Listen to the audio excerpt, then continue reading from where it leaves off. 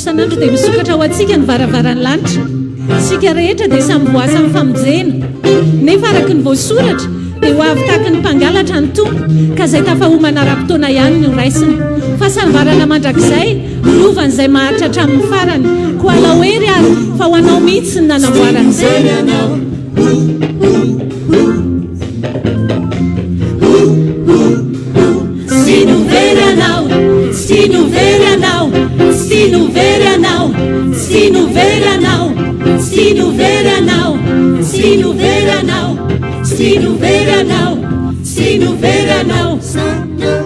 Ifananumana tweeran wanao is Ifananumana tweeran wanao Ifananumana tweeran atara wanao is Ifananumana tweeran wanao Ifananumana tweeran wanao Umani saun Ifananumana tweeran atara wanao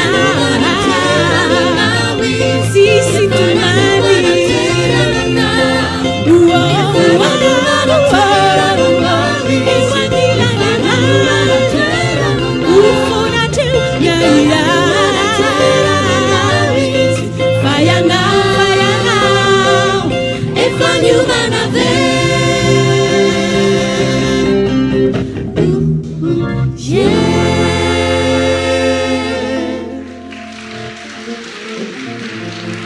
Soja tu